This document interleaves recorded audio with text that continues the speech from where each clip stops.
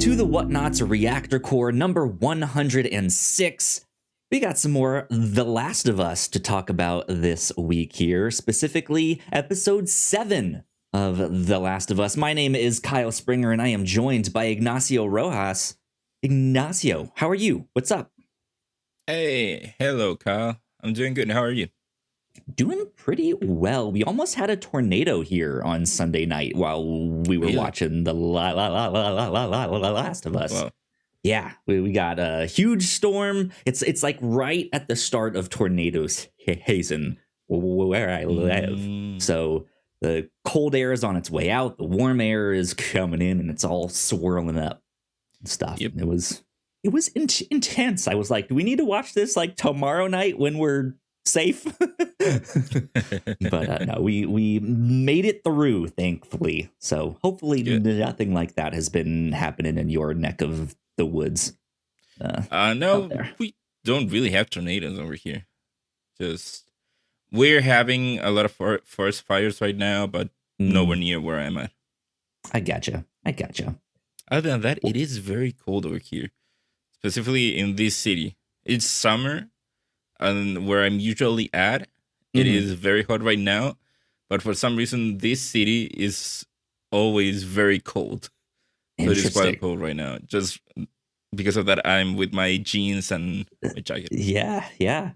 Good stuff. Well, hey, let's jump right into The Last of Us. Number 7, we finally get Ellie's backstory. If you guys are familiar with the video game, you guys know that this is the story that we got in the Last of Us DLC, the downloadable content. If you weren't aware of that, yes, this story that we got here was not in the original like main game. It was in the like extra expansion that we got on that first game. But Ignacio, what did you think? Man, again, very good episode. Yeah. It was a very good episode.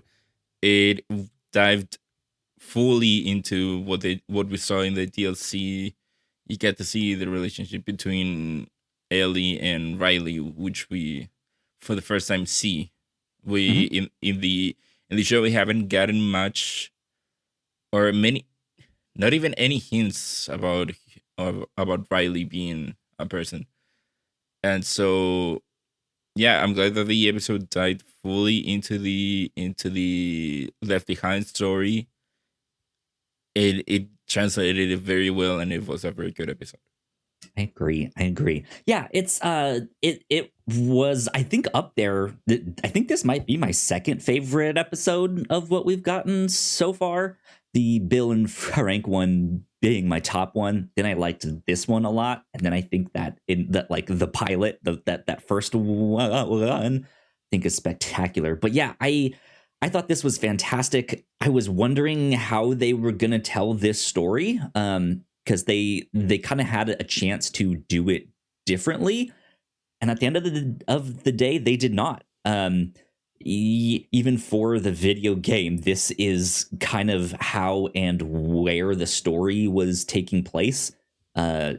Joel gets hurt, and Ellie doesn't. Like, she has to fend for herself for a number of months. And in the game, there is a small like time skip that happens with that as she is nursing Joel back to health. But yeah, then the DLC comes after that main game, and it's like fit in right here in this bit. This is what the story is. In that time, and it's a big flashback to how she got bit. That being said, I think we did get a little bit more in this than what we got in the DLC. Like, I like seeing her actually in the Fedra school. I don't think we got much of that in the actual game. No, I don't think we ever saw anything about Fedra's school, except for the scene where she is in her room. But then that we didn't see anything. Yeah, we see the scene when like Riley sneaks back in and it's like, hey, let's go. But yeah, man, this was that mall was fantastic. The carousel was spot on. I was hoping they would do the Halloween store, and they did. I was super excited. I was like, I remember this. I know all of this. Get the masks. They have masks somewhere in here. And they had the masks. Did it now in the game, did they play with Nerf guns in this little Water bit? guns. Water Yeah, guns. right before they start dancing, they were fighting with their water guns. Yeah, In the game. I kind of was hoping they would have done something like that, but I couldn't remember if it was like Yeah, Nerf guns or something like that. in the game, they had set up that Ellie had water guns, but they had been taken away. And then Riley's gift to her was that, hey, I got those water guns back. Stolen back. And so I guess it's kind of replaced by the Walkman in this here, that she somehow found that. But I like that water gun moment in the game because it does build tension in a moment of, oh my god, this is so much fun, like thank you for taking me out here and doing all of that. There is still this tension that I think that like water gun fight really put on, because then when the clicker runs in, they're just like, oh shit, like we have water guns, that's not going to do anything, get the real gun, you know, and they have to scramble to get all of that stuff. But yeah, I thought this was beautiful. I have nothing but good things to say with this one. And to be honest, not much to say besides that. It was good. Yeah. Yeah, it was very straightforward. Of course, as we both played the game, it is very closely to what we saw in the game, so there isn't that much to talk about that we don't already know of. I think one of the misses that they could have played with would have been not revealing that Joel was alive. I think that they could have maybe played around with that and then have it in the next episode, kind of like what we get in the game, how it is revealed that Joel actually survived. I think that they could have done that, but they decided not to. They decided not to, but I think what they did was also really, really well thought out and put together. Yeah. It's Riley's line of like, hey, it doesn't matter how much time we have left. If it's 2 minutes, 2 days, 2 weeks, like we're going through this together. And like that's the thing, is she's wanting to help Joel, and she goes upstairs right after he's like just barely squeaks out like, leave me, I'm dead, like don't, you know, just move on, go back up north and find Hami. And she stops at the top of the steps to like, do I leave or do I help him out? And she like, that's when she flashes back to all this whole time with Riley here. And so I think her remembering that line of just like, hey, like no matter how much time we have left, like we'll be here together. And yeah, that's when she decides to save Joel, which I thought was a great parallel. The other thing that I thought was fantastic in this is they don't show Riley's death in this. I don't think they need to. They show that they got bit. In the game, they didn't either.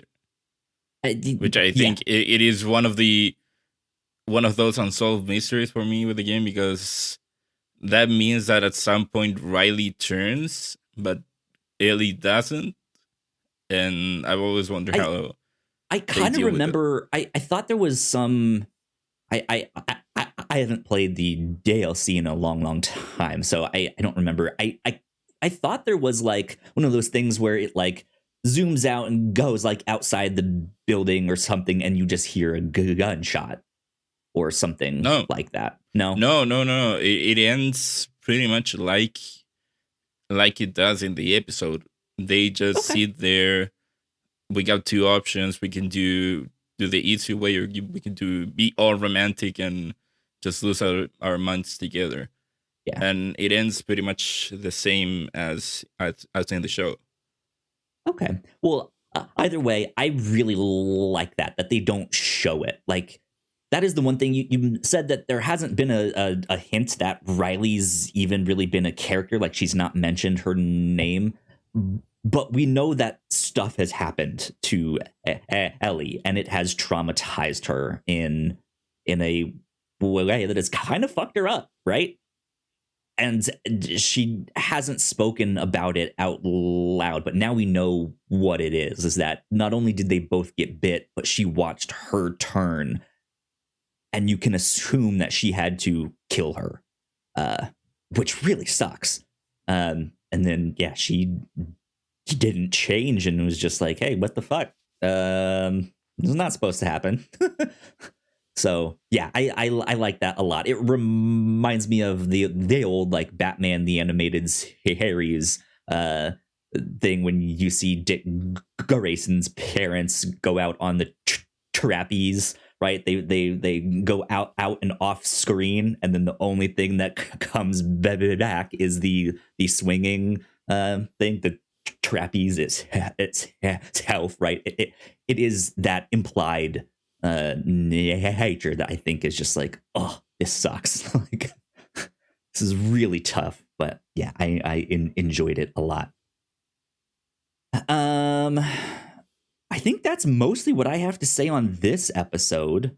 We did get a little sneak peek of what's coming next week. So I will say minor spoilers on what might be happening for next week, but it looks like we are getting Troy Baker playing one of these potentially cannibals. That's who they were in the game. I'm assuming that's what they'll do here with this, but it's neat to see him there. I thought for sure they were going to be like Riley's adopted parents or something like that, or like Fedra officers in her school or something.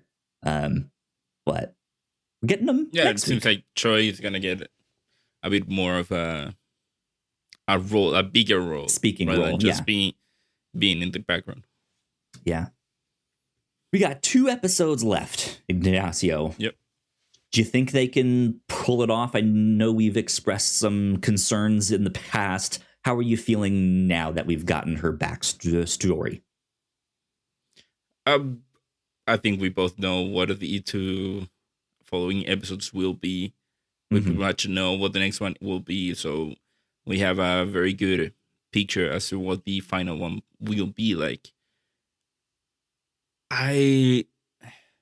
Again, the problem that I've been talking about for this last couple of episodes has been the relatively short time that they have to tell all of these stories.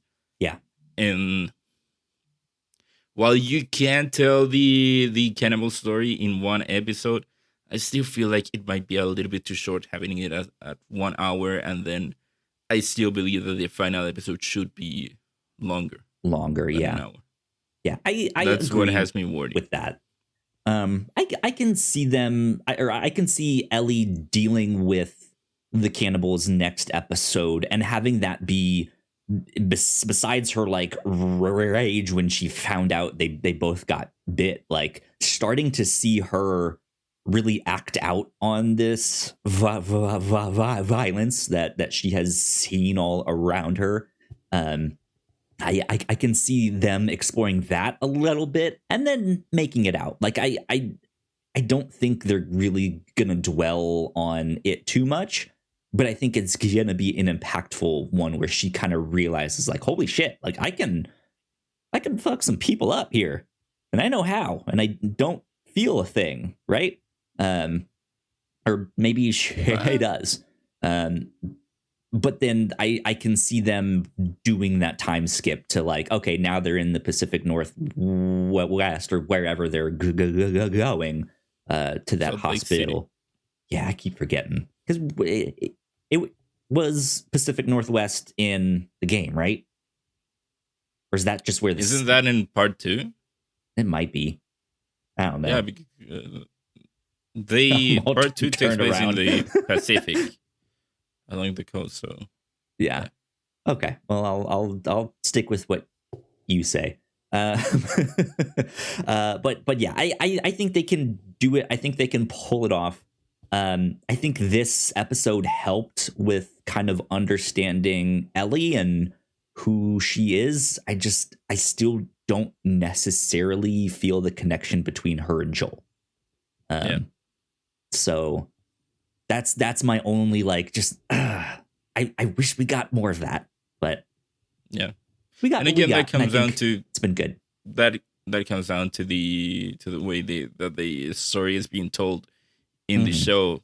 That's why I say that I feel like these 1 hour episodes are maybe a bit too short, because sure, they hit all the major plot points, but it is also the parts in between that give such a strong connection, with the characters. And that's something that the game could do very easily, because it is a video game. You have to go through the downtime in between all the major plot points, because it is a video game. But in a TV show, you can just cut those off. But at the end, those are what give you more of a connection to the characters. So it just ends up being something that you lose with the translation to a TV show. For sure. Well, not only do we have 2 episodes left of The Last of Us, but if you want even more Pedro Pascal, The Mandalorian is starting up tomorrow. As of the day that we are recording this, we're recording this one a little bit later than we normally do our reactions for this show. Ignacio, you and me will be doing those, but I think we are gonna let those stack up a little bit and do kind of what we did for Andor, and let a handful of them stack up before we do our reactions to that. So yeah, if you're interested in that, be on the lookout. Get excited. We got some cool things coming up here on the Reactor Core. But yeah, I think that is about it. So, Ignacio, any final words you want to say? Great final words, Ignacio. Where can they find you? I don't know. Why did you ask me to say final words? I don't know. I couldn't think of anything. Maybe I'm hurrying things along, and you're like, oh, wait, there was that Cal, one give me thing. your final words. Kyle, give me your final words. Man, the feeling I felt when the flashlight like started to flicker out, and I'm just like, just shake the controller. Come on, do it. Yeah, I hated that, but it was a good tip of the hat to those who played the game. But there you go. Anyway, they can find me on Twitter at Ignacio Rojasb. That's IGNACIOROJASB.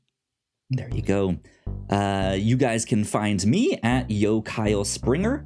And if you guys would like to stay up to date with all of the stuff that we do here at the Whatnauts, we are at the Whatnauts. So please go like, share, and subscribe. You guys know the deal with all of that. And if you're on the YouTube version of this, we have a spoiler cast for Quantumania. Go check that out. It's right over there. But this has been number 106 of the Reactor Core. We will see you all next time. Bye. Bye.